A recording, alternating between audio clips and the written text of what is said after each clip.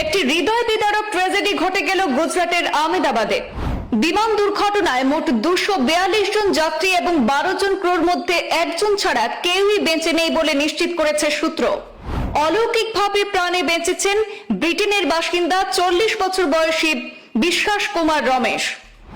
যদিও তিনি নিজেও তার পরিবারের একজনকে হারিয়েছেন, আহত অবস্থায় তাকে অ্যাম্বুলেন্সে হেঁটে উঠতে দেখা গেছে। বিমানে ছিলেন গুজরাটের প্রাক্তন মুখ্যমন্ত্রী বিজয় রূপানী। দুর্ঘটনায় তার মৃত্যুর কথা জানিয়েছেন পুলিশের শীর্ষ কর্তা। একটি মেডিকেল কলেজের হোস্টেলে বিমানটি ভেঙে পড়ে পড়ুয়াদের অনেকেই প্রাণে রক্ষা পেলেও আহত হয়েছেন বেশ কয়েকজন। বেশ কিছু যাত্রীর দেহ এতটাই পুড়ে গেছে যে পরিচয় নিশ্চিত করতে ডিএনএ টেস্টের প্রয়োজন। ঘটনাস্থলে পৌঁছেছেন মুখ্যমন্ত্রী ভূপেন্দ্র প্যাটেল, কেন্দ্রীয় স্বরাষ্ট্রমন্ত্রী অমিত শাহ এবং প্রধানমন্ত্রী নরেন্দ্র মোদী। এয়ার ইন্ডিয়া বিমান দুর্ঘটনায় নিহতদের পরিবারকে 1 কোটি টাকা ক্ষতিপূরণ ঘোষণা করল টাটা গোষ্ঠী।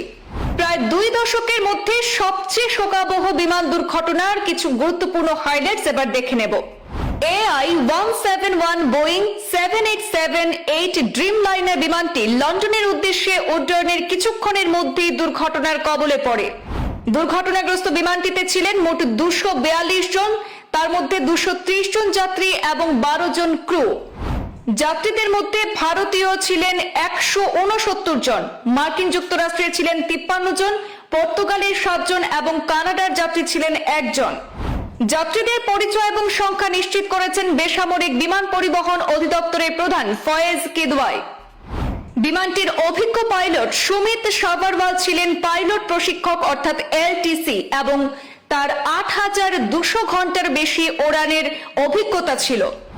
দুর্ঘটনার ঠিক আগে তিনি বিপদের সংকেত পাঠিয়েছিলেন, কিন্তু 625 ফুট উচ্চতায় সিগন্যাল বিচ্ছিন্ন হয়ে যায়।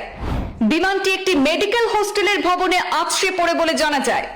এয়ার ইন্ডিয়ার বিমানটি 256 জন ধারণ ক্ষমতা সম্পন্ন ছিল এবং এর গন্তব্য ছিল লন্ডনের গ্যাটউইক বিমানবন্দর।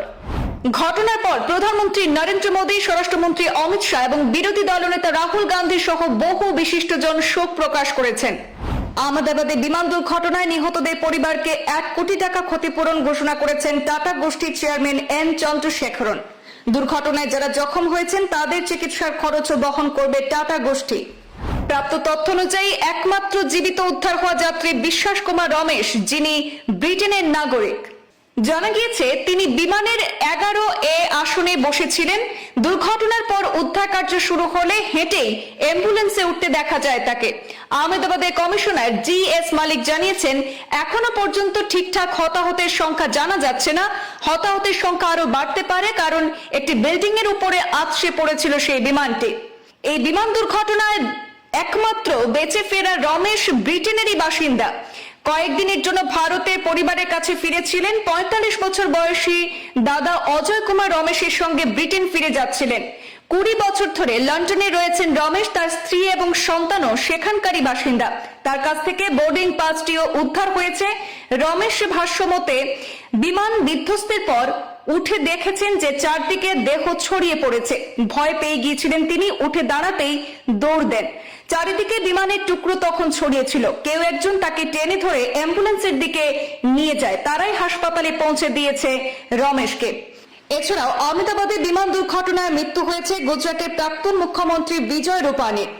ঘনিষ্ঠদের কথা জানিয়েছেন সেই রাজ্যের পুলিশের ডিজি। বিজয় রূপানীর ঘনিষ্ঠ মহল সূত্রে জানা গিয়েছে, রূপানীর 1 ছেলে এবং 1 মেয়ে রয়েছে। ছেলে আমেরিকায় থাকেন আর মেয়ে লন্ডনে। কয়েকদিন আগে সেখানে গিয়েছেন বিজয় রূপানীর স্ত্রী। বৃহস্পতিবার অর্থাৎ আজ রূপানী যাওয়ার কথা ছিল। স্বামী স্ত্রীর একসঙ্গে লন্ডন থেকে ফেরার কথা ছিল আগামী 1 জুলাইয়ে, কিন্তু তার আগেই ঘটে গেল এই মর্মান্তিক ঘটনা। এদিকে আহমেদাবাদে বিমান দুর্ঘটনার প্রভাব পড়েছে শেয়ার বাজারেও। দুর্ঘটনার পরেই 1 লক্ষ কোটি টাকা গায়েব হওয়ার তথ্য জানা যাচ্ছে। ভারত থেকে আমেরিকা পর্যন্ত হুলস্থুল ফেলে দিয়েছে এয়ার ইন্ডিয়া বিমান দুর্ঘটনাটি। আহমেদাবাদে এয়ার ইন্ডিয়ার বিমান দুর্ঘটনার খবরে ভারতীয় শেয়ার বাজারে বড়সড় পতন দেখা গেছে। টাটা গ্রুপের শেয়ার মুখ থুবড়ে পড়েছে। শুধু ভারতেই নয়, এর ঢেউ আছড়ে পড়েছে সুদূর আমেরিকাতেও।